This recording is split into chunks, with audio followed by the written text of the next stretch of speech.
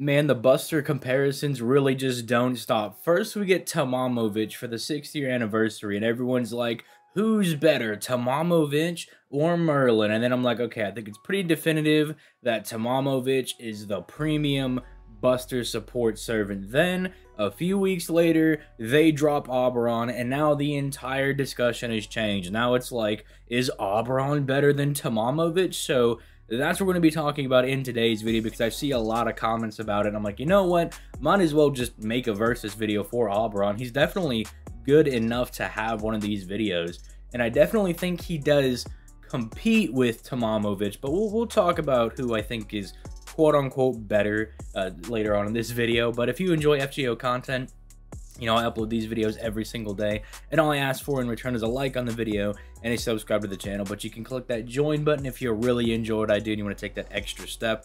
Also, I do just want to go ahead and say this. I've been failing to say it in the more recent versus videos, but if I say that, like, I think Vich is better than Oberon, or if I say that I think Oberon is better than Koyenskaya or Vich, whatever you want to call her, no matter what I say, use the servants you want, right? Look, we're just having this discussion for fun because they're both these crazy Buster support servants, right? They're both absolutely nutty. They allow for all sorts of tomfoolery, right?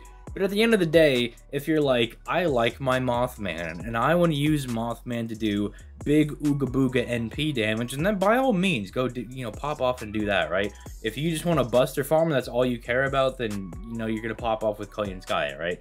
Which, I mean, I guess speaking of on that note, that really is what everything comes down to between these two, because if we're talking about like who you're going to get more use out of, you're definitely going to get more use out of Vich as a Buster support, right? Because like this is allowing you to Buster loop, you know, this is giving you like really good damage. Like this is good for like if you're just farming normal enemies, right? It's giving you good damage for like any soldiers or like weird zombie people that you might fight as like random mobs. And then just the free damage against man is going to be pretty good for most like wave 3s where there's a servant enemy, if you happen to, you know, be fighting somebody with that attribute.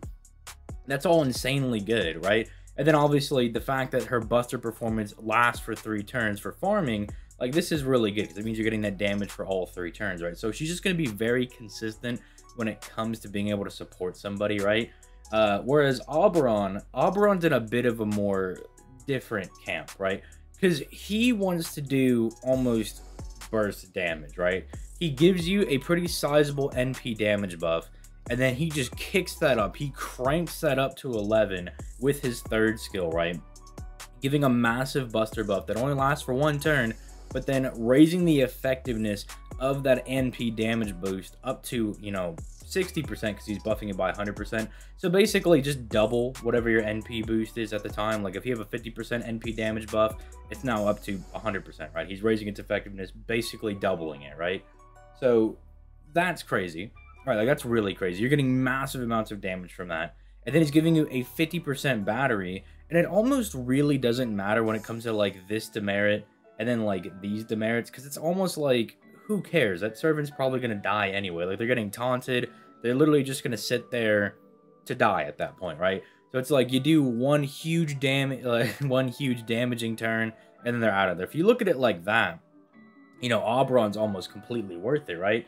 It almost feels like it's too much. Okay, this is this is going to sound a little rich coming from me, but I almost feel like okay, not generally. I have to be careful on how I word this.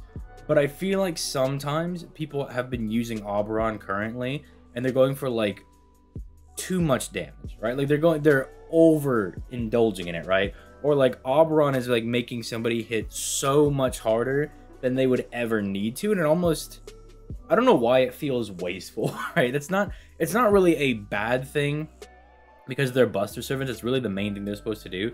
It just feels a little off, right? It's like, bro, you did 10 million damage. That's really good, but like the boss only has 500k HP. And so what I'm kind of getting at is I'm like, maybe you could tone it down. Like then at that point, it's like, well, then you could just bring Koyenskaya, who I think is going to support your servant better. She's not going to do 10 million, but if you're hitting for like 700k and the boss has 500k, you're still doing enough damage, and the support you're getting, I think, is better. And I think that's what it comes down to for me. Like, Oberon, when I look at him, I don't really compare him with Vich as a support type servant. I know you can use him like that. That's how a lot of people have been using him. But I think what he functions as better is not somebody that you can compare with Koyenskaya, because as a support, dude, even her NP, like her NP, it's 8 hits. She's got the built-in crit star gen. She's got a insane crit star gen because she's in a, like, dude, she's gonna be dropping stars with her NP. Like, everything she does is support, dude. And then she's gonna be hitting hard on her own merit because she has built-in 20% NP damage. Like, she's absolutely nutty. You know, everything Vich does is just insanely good for support. And Oberon's just not going to compete on that.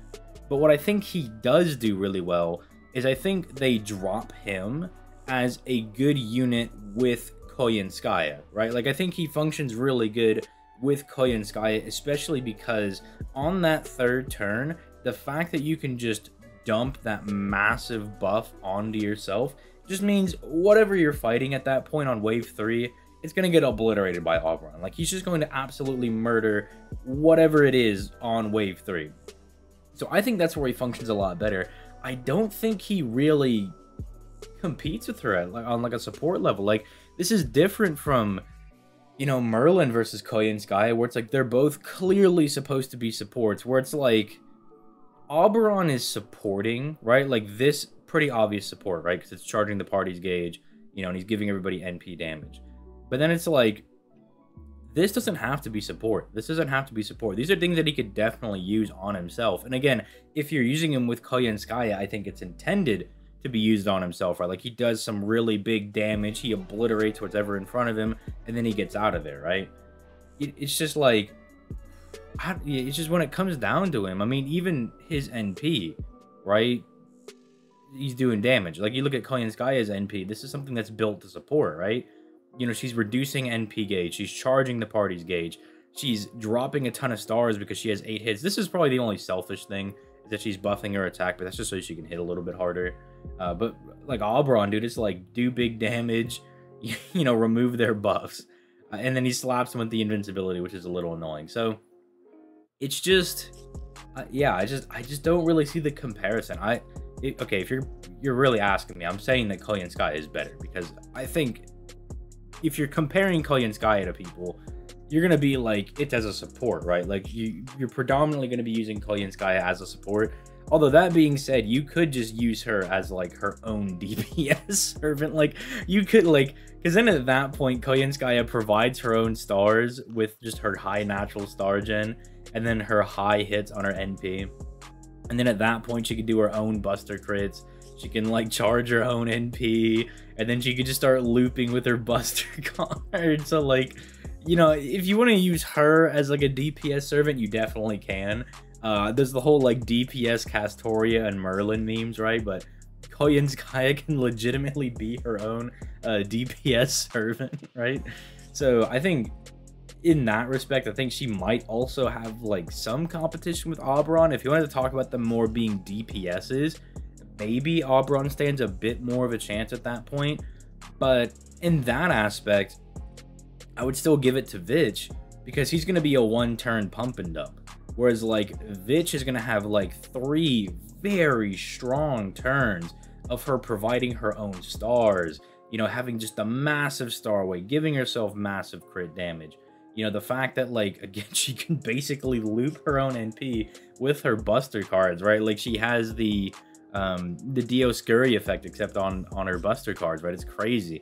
She's just absolutely nutty. Like, she's nutty. So it's like, even as a DPS, I think she's better. So yeah, I really don't see it. Oberon came out, and like, he was someone that we all knew was going to be pretty good, and he definitely is good. I'm never saying that he's going to be bad. You know, just having those like insane one turn of just massive damage is always going to be useful, because we're going to have bosses that have just big fickle HP. And then you just bring in someone like Oberon for like the last break bar, or if they are just, I don't know, first break bar is kind of light and then they break bar into like 1,000,000 HP, or if they start bringing back like in the Nero Fest or like Gilfest and like a lot of these other challenge quests, right? They start doing reruns of those again. Just having Oberon to just blow those up, to just be like, King Hassan, bro, who cares? What if I just slam dunk that dude into another dimension? Like, and I just come, well, I guess he actually couldn't do that because King Hassan's an assassin, but you know what I'm trying to say. You know the point I'm trying to get across. It's just like, he'll definitely be good for that, but as a support, I mean, you're just not competing with everything that Vitch is doing. Like, Vitch is just doing way too much.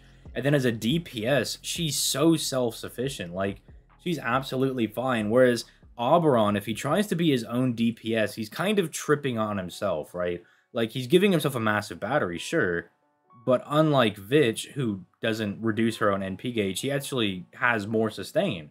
Because not only does she have the battery, but then she sustains her NP as well. So it's just like, he just like keeps fumbling over himself. And in order to do the big damage, you know, you're basically going to turn into a dead servant, right? Because then at that point, you're just done. So, I don't know. Let me know what you guys think in the comments down below. This was just something that I was seeing a lot of people talking about in the comments, and I just didn't get it. I just don't understand. It's like, as a support type servant, Kauyan Sky has definitely got it. As a DPS, she's so much more self-sufficient.